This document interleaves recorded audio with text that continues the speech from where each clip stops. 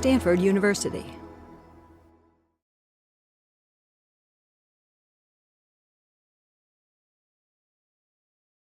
Really interesting thing is that when we were working with Sai in Nice Girls Crew, she's been around. She's like a two-time 007 Bond girl, you know. And she said to me, she said, until we have an Asian American male star, we won't have an Asian American female star. It has to happen. Do you think that's true? It was an interesting take. I had never heard that before, but she's been around. I mean, she's had such a long career, and she had very specific ideas. That it was an interesting thing to think about. Like, you know, is that a factor? You know, is that true? Well, each of you have had groundbreaking Asian American women's roles. You've played, you know, lesbians. You played all kinds of different characters. And so it's interesting to hear that actually, to hear that actually might be the way that the breakthrough happens, right? That it has to come through another Bruce Lee type of character, who even during his time was not necessarily seen as an Asian American actor per se. It was before the Asian American film movement, Asian American movement really started, you know, taking hold across the country. Wow. That may come, and I don't, you know, I think that was. She had a lot of opinions about so many different things, and she's such a force. You know, I really admired listening to her stories, but I also do think she comes from a place. She's obviously been around forever. She's old school, but I think that comes from a place of feeling like, in her time, you can't have mixed couples. You can't have mixed race couples. You know, and I think that we're in a world where you don't necessarily have to have the same race be opposite each other. And I think we see that happening. And I think maybe that is where, not to speak for her, where that kind of idea came from. That makes sense. Well, Kareem. Hi. I wanted to ask, like, as an actress or a director or a screenwriter, what your experiences have been in terms of, do you find you get more experience from just jumping into projects and just like immersing yourself with other writers and directors, or taking classes to learn the craft a little more? As you talked about, people who just jump in on YouTube don't really create. Some people just don't really create a lot of good quality art, especially in the context of how expensive a lot of classes are, or how some people will say it's not worth going to film school because you're paying so much money. You're coming out with not a lot of the real world skills that you need. So can you speak to that? I think a lot of us have had very different experiences because, you know, I know specifically both Michelle and Sheetal have, you know, studied this in school, whereas I, at Wesleyan, was a music and women's studies double major because year one I went to take a theater thing and was like, this is not for me. Even though I had been acting for a very long time, I realized that the second I put acting into an academic setting, I was so in my head that it was not fun for me anymore. And that's kind of a mental block that I still deal with. You know, whenever I go to an acting class now, which I do sometimes because you don't always have the opportunity to act, sometimes you have to, you know, go to a class in order to keep it fresh. But I do find that whenever I am in a classroom setting, I do find myself not getting as much out of it as I do when I'm actually on a set, which is where I feel most of my training has come from. But that's my personal experience, and I know that you guys definitely have different. I mean, I think for me, it's really about workshopping, and that can mean lots of different things. That can mean in a class setting. That can mean with a bunch of friends at your house. That can mean it could be getting a movie and study it. That could mean you watch 100 interviews on one. I mean, there's so many different ways of doing that doesn't cost money. But I do feel like there needs to be the discipline of the craft in some way.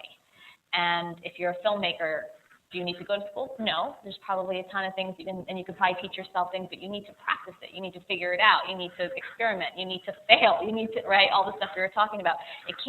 Certainly you can pick up the camera and start shooting things, but the next time you do it will probably be better. So in some context, I feel like workshop, and for an actor, it's a different thing than, say, a director, right? And for me, I do feel like Like if I'm not in a class, it doesn't have to be a class, at least I'm hanging out in some capacity with friends, reading out loud, working on stuff together. Or if I'm not working, I'm helping my friend prepare for what they're doing because that outlet is important to me and I need that constant exercise of that muscle. As cheesy as that sounds, you need to, when you're oiled up, you're ready to, like, you have to, I know as an actor, I need to feel that way, so it doesn't have to be in a class, it doesn't have to be in school, it doesn't have to cost money, but there has to be some way for you to be feeling like, I think that's important. Just watch YouTube. Watch YouTube. All the answers are on YouTube. Just film tutorials. Just watch YouTube.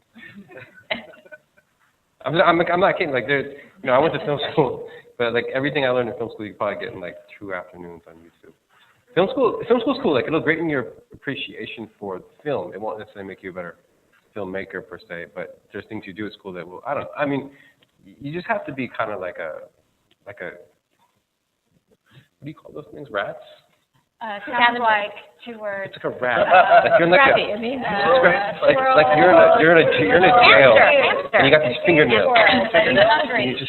You just at the jail, and you have fingernails. You're just clawing at the wall until you go and dig your way out. Scavenger with bellyache. Yeah, like I think you'll find by immersing yourself in as many different things as you can do, you'll find what works for you. Wait, I don't mean to piggyback. I just want to say one thing, but I will say that one benefit, and it's not something everybody needs, but when I was in theater school, one of my classes were theater studies, and I found a great appreciation of reading, learning how theater was born. That was interesting to me. Some people may find that boring, but I found an appreciation for what I did in a way of studying that because of the courses that I took.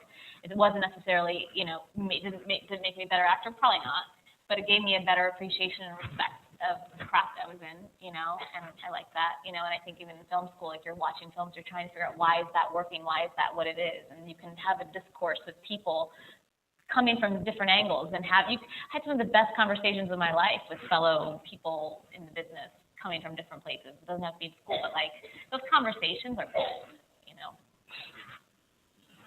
Hard work. Yeah, she's right. It's doing. You just got to keep doing. Whether you go to formal school, whether you educate yourself. There's so many different people who've succeeded using very different models. If you can find a way to actually maintain the discipline of doing the craft yourself. Sometimes reading a book is not actually doing. So you got to get out there. And I think it's what you do with the education. Whomever you get it from, wherever you get it from, you could get it from your experience as a child. It could be very rich. That could be your education. And now what are you going to do with that? How do you tell your story? Try and find people that you think inspire you. And the big thing that I really highly, highly suggest is trying to find a mentor. It's really huge. And, not a lot of people want that responsibility. But if you are willing to ask people in a way that, you're going to get a lot of no's, but if you can find someone who can mentor you through that process, it's really valuable.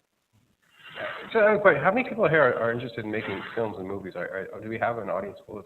Oh, there's a lot of filmmakers. Okay, cool. That's good to know. Tyler?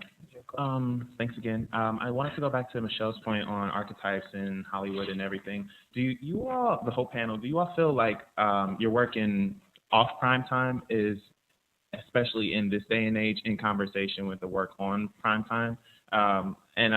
This is like particularly in response, I guess, to what Chital was saying about like nowadays, it's not necessarily a far-fetched thing to see like interracial couples, or like obviously at least like Hollywood doesn't need to see something that I guess is like prehistoric compared to that. But like on YouTube and everything, you can be telling, I guess, so many more stories, or in other media. So I guess this is just a social media question. Do you feel like your work off prime time is in conversation rather than in competition with prime time now? Like they can work together? Prime time meaning like traditional TV and like traditional films that are released versus independent projects? Right.